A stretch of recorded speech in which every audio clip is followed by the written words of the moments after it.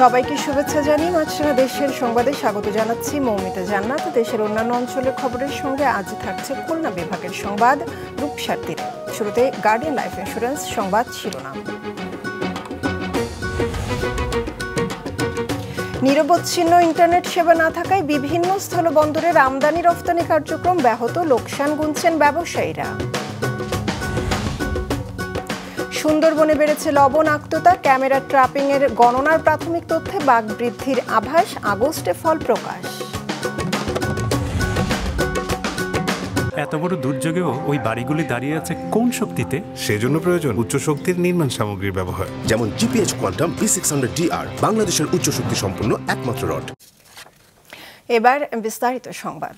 নিরবচ্ছিন্ন internet সেবা না পাওয়ায় আমদানি রফতানি কার্যক্রমে এখনও গতিশীলতা আসেনি বেনাপোল সহ দেশের বিভিন্ন স্থলবন্দরে। বড় ধরনের লোকসান গুনছেন আমদানিকারক ও বন্দর ব্যবহারকারীরা। যশোর প্রতিনিধি রাহুল রায় এবং ব্রাহ্মণবাড়িয়া প্রতিনিধি আশিক মান্নান হিমেলের পাঠানো তথ্য ছবিতে ডেস্ক রিপোর্ট। বেনাপোল স্থলবন্দর ভারত থেকে দেশের শিল্প কারখানার বেশিরভাগ কাঁচামাল সহ বিভিন্ন পণ্যের একটি বড় অংশ আমদানি হয় এই বন্দর দিয়ে। কোটা আন্দোলনের জেরে সহিংসতায় দেশজুড়ে ইন্টারনেট বিপর্যয়ে গেল 19 জুলাই থেকে অটোমেশন প্রক্রিয়ার পরিবর্তে ম্যানুয়াল পদ্ধতিতে বন্দরের বিভিন্ন কার্যক্রম সচল হয়। কিন্তু এই প্রক্রিয়ায় কাজের ধীরগতিতে সংকট দেখা দেয়। গতকাল থেকে সীমিত পরিসরে ইন্টারনেট চালু হলেও নিরবচ্ছিন্ন সেবা না পাওয়ার অভিযোগ করেছেন বন্দর ব্যবহারকারী ও সিএনডেফ এজেন্টরা। মূলত সমস্যা হচ্ছে আমাদের নেটওয়ার্কের, কারণ আমাদের কাস্টমসে কাজ করতে গেলে সমস্ত কম্পিউটারে কাজ করতে হয়, মোবাইলে আমরা বিভিন্ন জায়গায় নেটের মাধ্যমে যোগাযোগ করি আমদানি রপ্তানিকারক, এক্সপোর্টার, ইম্পোর্টার সবার সাথে, এবং বিভিন্ন মেসেজ দিতে হয়। সকল কর্মকাণ্ড থেকে আমরা থেমে আসি। আগে যেখানে বেনাপোল বন্দর দিয়ে গড়ে প্রতিদিন 350 থেকে 400 ট্রাকে করে ভারতীয় বিভিন্ন পণ্য আমদানি হতো, সেখানে ম্যানুয়াল প্রক্রিয়ায় টানা 5 দিন গড়ে মাত্র 10 থেকে 15টি ট্রাক এলেও গতকাল এসেছে 37টি। এইটা যদি বন্ধ থাকে তো সমস্যা হবেই। যেখানে আমদানি নির্ভরশীল আমাদের দেশ, আমি মনে করি, কারণ আমাদের বেনাপোলদের যদি ডেইলি 400 ট্রাক পণ্য আসে, চট্টগ্রামে কি পরিমাণ আরও আসতেছে, ঢাকায় সিটিতে আসতেছে, এয়ারপোর্টে আসতেছে, মোংলা আসতেছে, সোনা মসজিদ আসছে, ভুমরা আসছে, বিভিন্ন পোর্ট ইন্ডিয়াতে পণ্য আসছে। আর এই পণ্য যদি বন্ধ থাকে তো আমাদের তো সমস্যা অবশ্যই প্রকট ধারণ করবে। এদিকে নিরবচ্ছিন্ন ইন্টারনেট সেবা না পাওয়ার প্রভাব পড়েছে আখাউড়া স্থলবন্দরেও। স্বাভাবিক সময় এ বন্দর দিয়ে প্রায় $2 লাখ মূল্যের হিমায়িত মাছ, রড, সিমেন্ট, প্লাস্টিক ও ফার্নিচার সহ অন্তত 15 থেকে 20 ধরনের পণ্য রফতানি হয়। অথচ গতকাল ইন্টারনেট চালু হলেও মাছ ও সিমেন্ট ছাড়া অন্য কোনো পণ্য রফতানি হয়নি, আর আমদানি শূন্যের কোঠায়। বিল এবং কাস্টমসের অন্যান্য বিষয়গুলো সবগুলোই অনলাইনের মাধ্যমে পরিচালিত হয়। তো যেহেতু অনলাইন বন্ধ, সেহেতু এটা স্থবির। তবু ওই মাছটা শুধুমাত্র পচনশীল হওয়ার কারণে এটা যাচ্ছে, আর বাকিগুলা বন্ধ। এতে করে ব্যবসায়ীরা চরম ক্ষতিগ্রস্ত, পাশাপাশি এটার সাথে যারা সংশ্লিষ্ট সকলেই ক্ষতিগ্রস্ত। শিগগিরই বন্দরের কার্যক্রম পুরোদমে সচল করতে প্রয়োজনীয় ব্যবস্থা নেওয়ার আশ্বাস দেন সংশ্লিষ্ট কর্মকর্তারা। এই মধ্যে গতকালকে 37টা ট্রাক এসেছে পণ্য, তার আগের দিন 5টা, তার আগের দিন 7টা, খুব কম সংখ্যক এসছে। কিন্তু গতকালকে যেহেতু 37টা, এবার আজকে মনে হয় অনেক ট্রাক বাড়বে আমদানি। তো আমাদের কাঁচামরিচের দাম 600 টাকা হয়েছে, কাঁচামরিচ কালকে কিন্তু প্রায় 25টার মতো ট্রাক এসছে।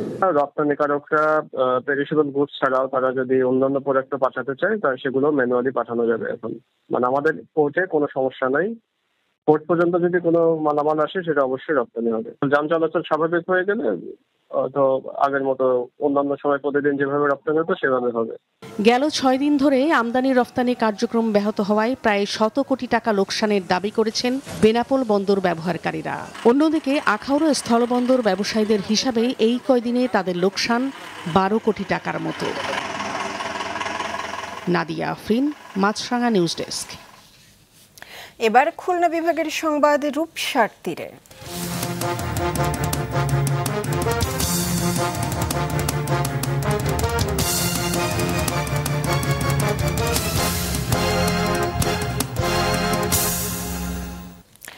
সুন্দরবনে ক্যামেরা ট্র্যাপিংয়ের মাধ্যমে বাঘ গণনা শেষ হয়েছে এবছর ফেব্রুয়ারিতে। প্রাথমিক তথ্য উপাত্ত বিশ্লেষণ করে বাঘ বৃদ্ধির আভাস মিলেছে।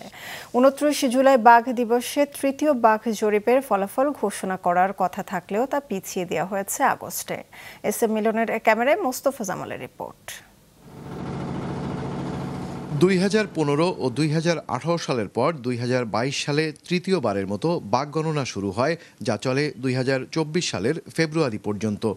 সুন্দরবনের সাতক্ষীরা, খুলনা ও বাগেরহাট রেঞ্জে 639টি গ্রিডে ক্যামেরা বসিয়ে সংগ্রহ করা হয় ছবি। ক্যামেরা ট্র্যাপিংয়ে প্রাথমিকভাবে বিভিন্ন প্রজাতির প্রাণীর 10.5 লাখের বেশি ছবি পাওয়া যায়।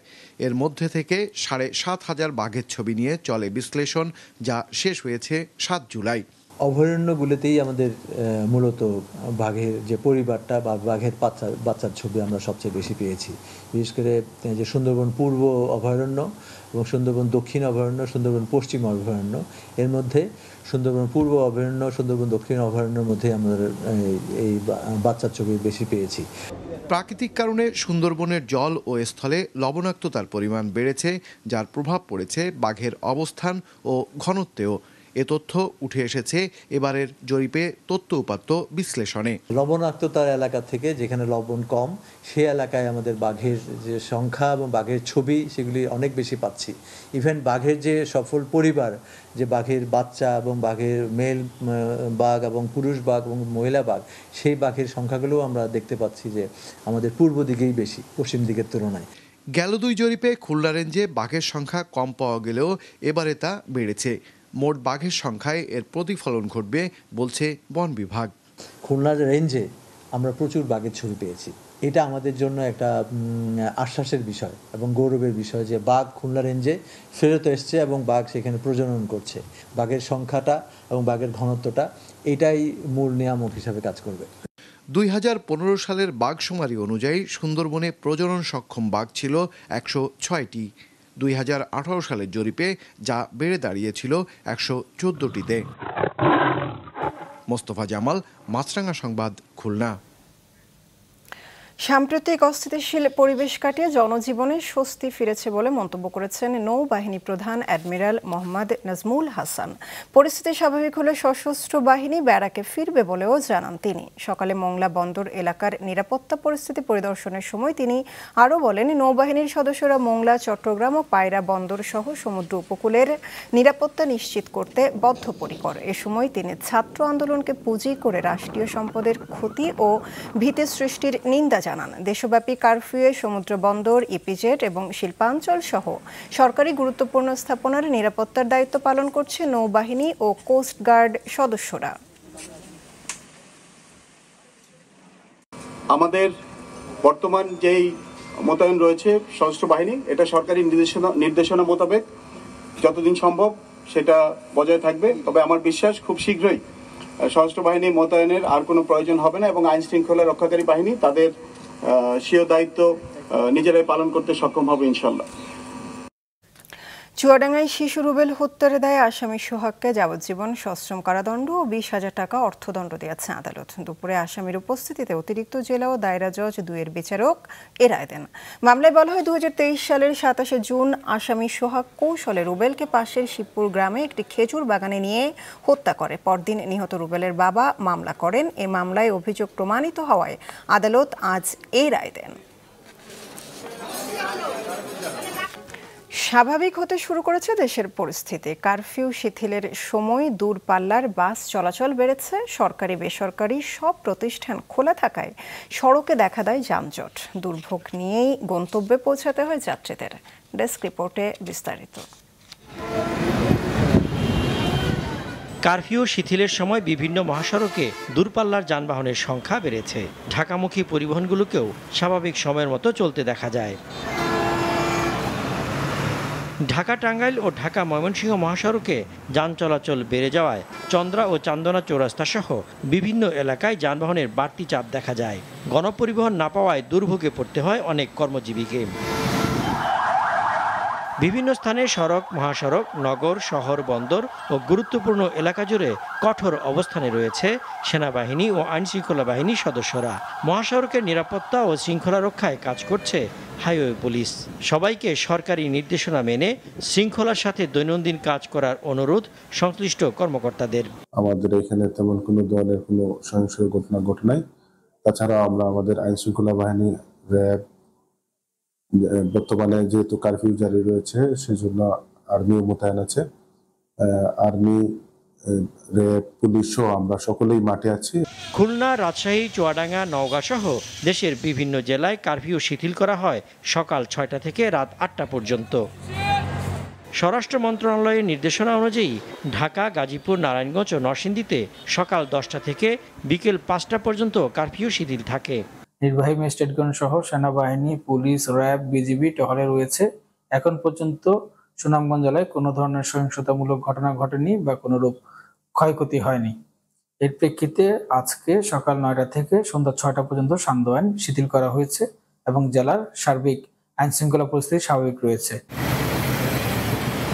এদিকে স্বাভাবিক হয়নি রেল চলাচল। শনিবার নাগাদ ট্রেন চলাচল স্বাভাবিক হতে পারে বলে জানিয়েছেন কর্মকর্তারা। প্রায় এক সপ্তাহ বন্ধ থাকার পর ভোলা, ঢাকা, লক্ষ্মীপুর, বরিশাল সহ বিভিন্ন রুটে লঞ্চ চলাচল স্বাভাবিক হয়েছে। বৃহস্পতিবারে যাবার কথা ছিল, এই লঞ্চ গাড়ি সব বন্ধ থাকার কারণে আমি যেতে পারি না। এখন আমি বৃহস্পতিবারে যাইতেছি, অনেক জেলাতে খোঁজখবর নিয়ে, বুঝছেন। এখন কোথায় কি হইতেছে কোথায় না, তো আইসি মোটামুটি কোনো 11 ভাড়া 10 টাকা দিয়ে।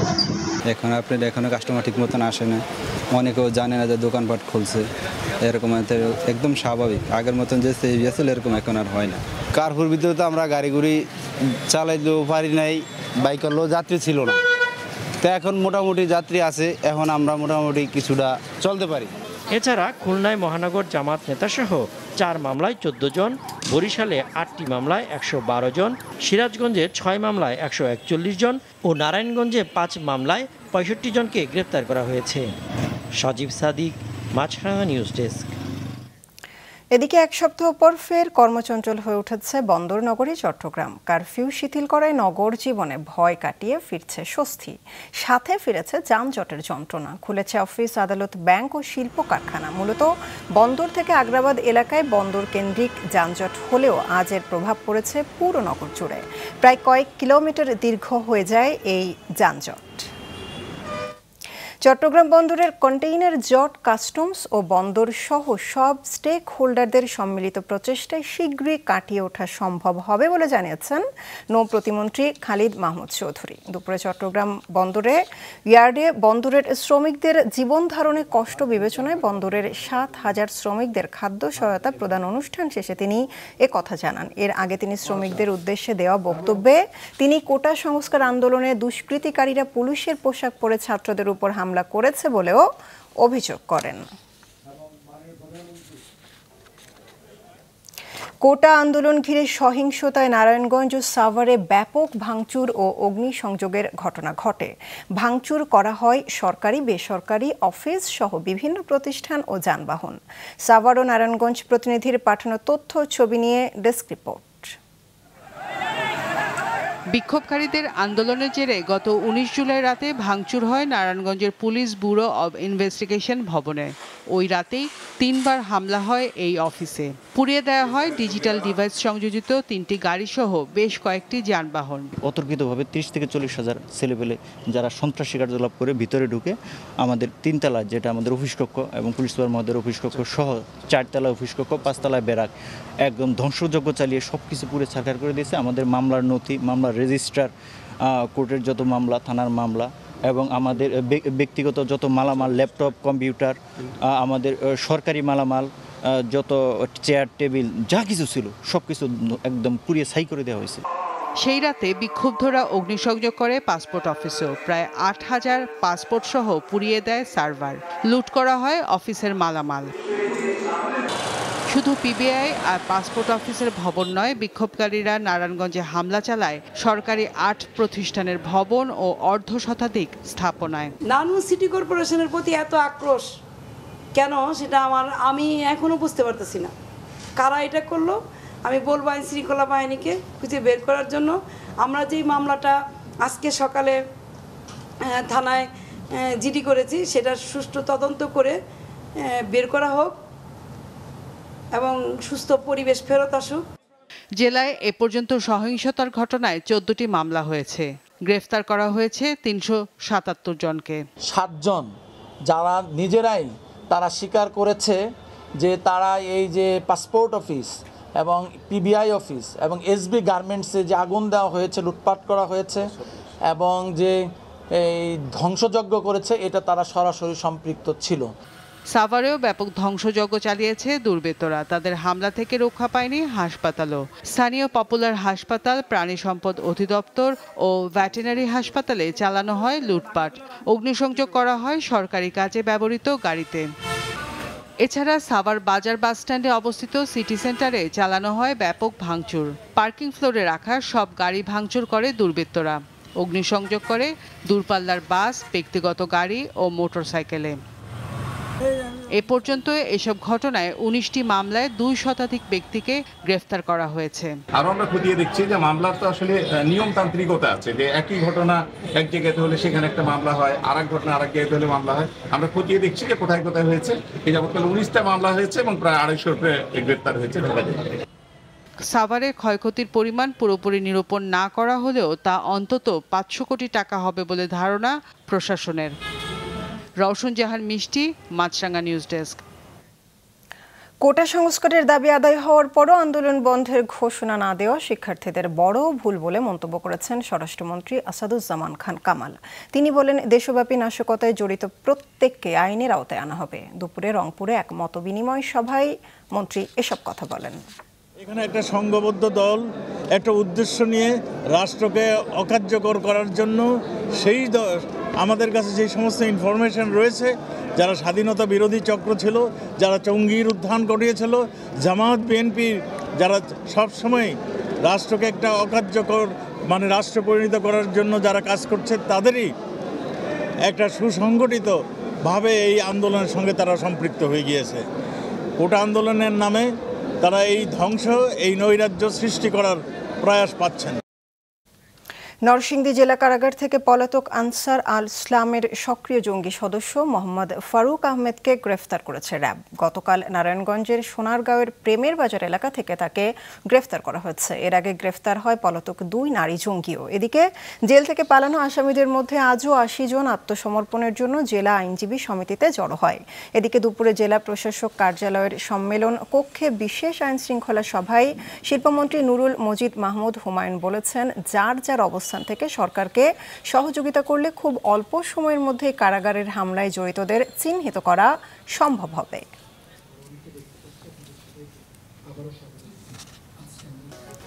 ইন্টারনেট পুরো সচল না হওয়ায় যশোরে অধিকাংশ সময় বন্ধ থাকছে বিদ্যুতের প্রিপেইড মিটার রিচার্জ। এতে চরম ভোগান্তিতে পড়েছেন অনেক গ্রাহক।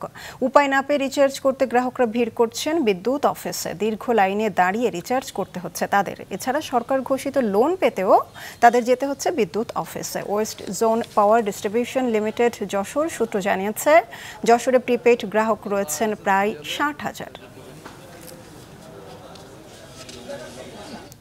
ব্রাহ্মণবাড়িয়ায় 2টি সড়ক দুর্ঘটনায় 5 জন নিহত ও 2 জন আহত হয়েছেন। গতকাল দুপুরে জেলায় কসবা অ্যাম্বুলেন্স ও অটো রিকশার মুখোমুখি সংঘর্ষে জাহিদ হাসান ও অপু মিয়া নামে 2 জনের মৃত্যু হয়েছে, আহত হয়েছেন 2 জন। বুধবার রাতে নবীনগর উপজেলার চারপাড়া ব্রিজ সংলগ্ন এলাকায় 2টি মোটরসাইকেলের মুখোমুখি সংঘর্ষে 3 জন নিহত হয়েছেন।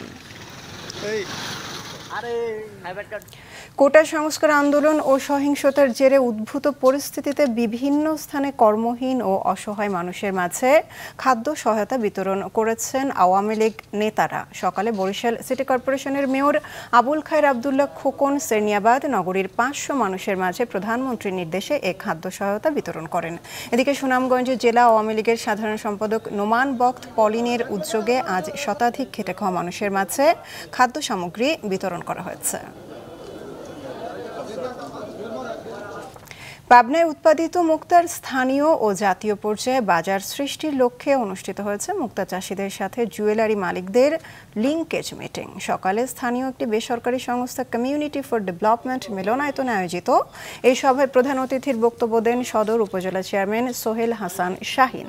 কমিউনিটি ফর ডেভেলপমেন্টের নির্বাহী পরিচালক মোহাম্মদ শফিকুল আলমের সভাপতিত্বে এই সভায় আরও বক্তব্য দেন পাবনা প্রেস ক্লাবের সভাপতি ও চেম্বার পরিচালক ABM ফজলুর রহমান, মাছরাঙা টেলিভিশনের বিশেষ প্রতিনিধি উৎপল মির্জা ও স্থানীয় মুক্তা চাষী এবং জুয়েলারি মালিকরা। পল্লী কর্মসংস্থান সহায়ক ফাউন্ডেশনের সহায়তায় এই অনুষ্ঠানের আয়োজন করা হয়।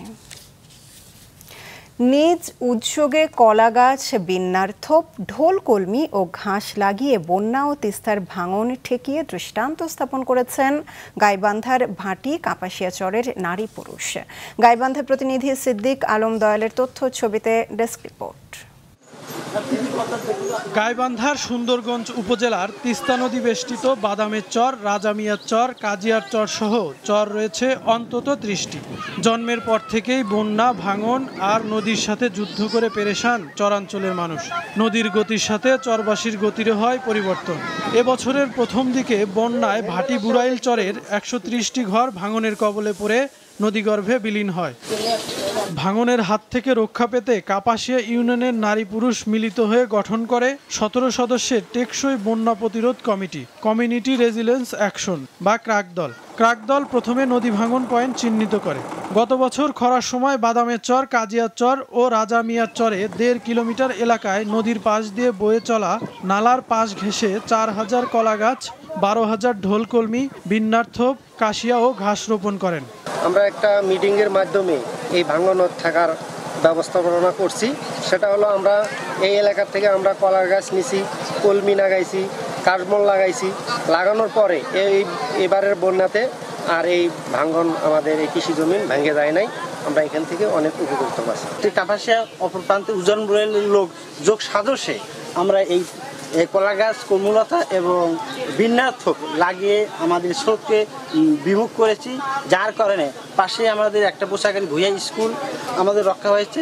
হাজার হাজার রেকর্ড জমি আমাদের রক্ষা হয়েছে। এখানে কৃষক তাদের মন মতো তারা এখন আবাদ করতে পারতেছে। 1.5 কিলোমিটার রাস্তা আমরা নারীরাই এবং সবাই মিলে ঘাড়ে করে কলার গাছ নিয়ে যায়। এবার আমরা নদী শোষণের কাজটা করেছি, কিন্তু এবার একটু নদী ভাঙন থেকে আমরা রক্ষা পাচ্ছি। এক বছরে এগুলো বড় হয়ে ডালপালা ও শাখা প্রশাখা প্রসারিত হয়ে মাটি আঁকড়ে ধরে। ফলে এবছর বন্যা হলেও ভাঙনের হাত থেকে রক্ষা পায় 3 চরের 12,000 মানুষ ও 1000 বিঘা ফসলি জমি। নারী ও পুরুষ মিলিত হয়ে আমরা এই উদ্যোগে আমাদের নিজের চেষ্টায় এই কাজটা আমরা করছি এবং আমরা সফলও হয়েছি, যার কারণে এবার আমাদের বন্যা এসে আমাদের কোনো সীমিত ক্ষতি করছে, ততটা আগের মতো ক্ষতি করতে পারে নাই। চরবাসীরা দুর্যোগ মোকাবেলায় নিজেরাই স্বাবলম্বী হবে এমনটাই প্রত্যাশা তাদের। মাছরাঙা নিউজ ডেস্ক। মাছরাঙা দেশের সংবাদ শেষ করার আগে গার্ডিয়ান লাইফ ইন্স্যুরেন্স সংবাদ শিরোনামগুলো আরও একবার।